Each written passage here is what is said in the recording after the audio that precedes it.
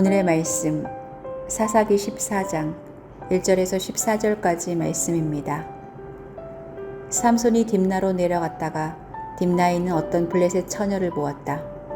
그가 돌아와서 자기 부모에게 말하였다. 내가 딥나에 내려갔다가 블레셋 처녀를 하나 보았습니다.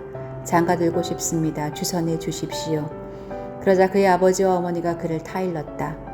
내 친척이나 내 백성의 딸들 가운데는 여자가 없느냐?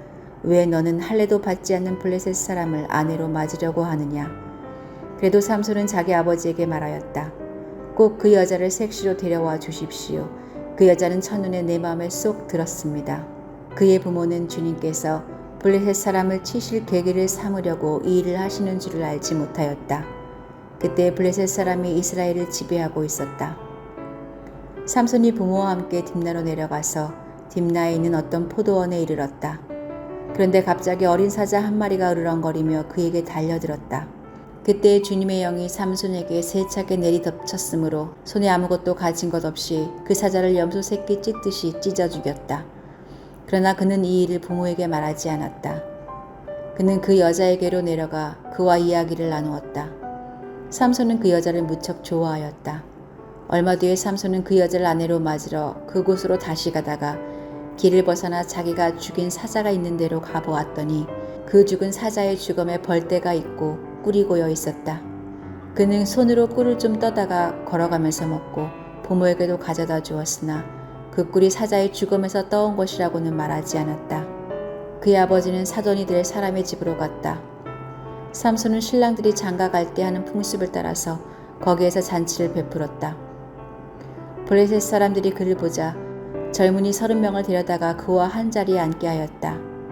그때 삼손이 그들에게 한 제안을 하였다. 내가 여러분에게 수수께끼를 하나 내려고 하는데 잔치가 계속되는 이래 동안에 알아맞추어 보십시오. 여러분이 알아맞히면 내가 모시어 30벌과 겉옷 30벌을 내놓고 마치지 못하면 여러분이 나에게 모시어 30벌과 겉옷 30벌을 주도록 하는 것이 어떻겠습니까?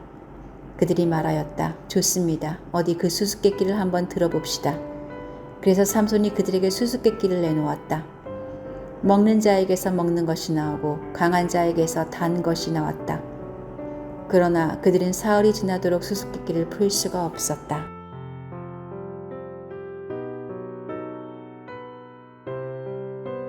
과도기라는 말이 있습니다.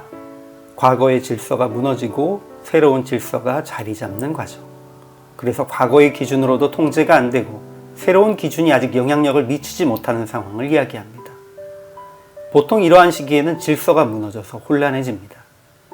전 근대적인 통제와 억압 가운데 있던 조직 혹은 나라가 자율적이고 민주적인 조직, 국가로 바뀌는 때에는 자유를 빙자한 또 다른 억압이 생기거나 자유를 빙자한 태업 혹은 무질서가 판을 칩니다.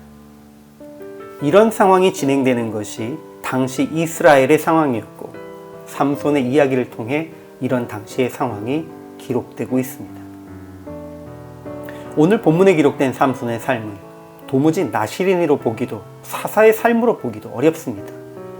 일단 공식적으로 이스라엘의 사사로 인정받기 이전의 모습으로 보이기는 하는데 당시 이스라엘 백성의 삶의 모습이 그려지고 있는 것입니다.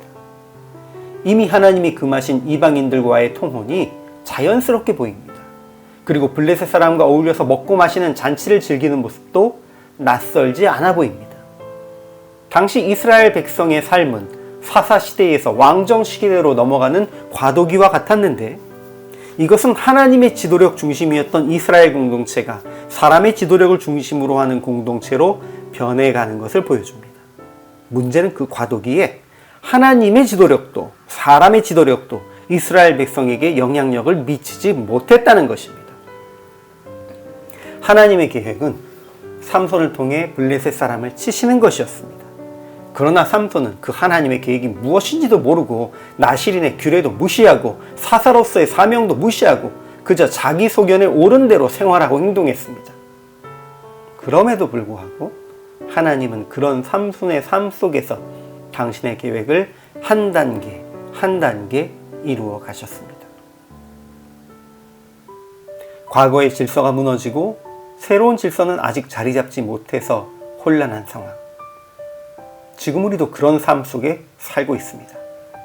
많은 이들이 그래서 각자 자기 소견대로 살아가고 지도자라고 하는 이들도 비전을 제시하지 못하고 그때그때 흐름을 따르고 있는 모습을 볼 수 있습니다.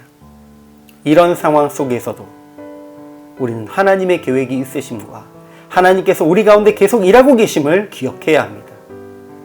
그리고 주께서 당신의 계획을 그의 손을 통해 행하기는 하시지만 결코 하나님 앞에 합당한 모습을 보이지 않는 지도자들을 높이고 그들을 영웅시해서는 안 됩니다. 역사는 분명히 하나님의 뜻을 따라 흘러갑니다. 그리고 높임을 받고 존경을 받으실 분은 오직 하나님뿐이십니다.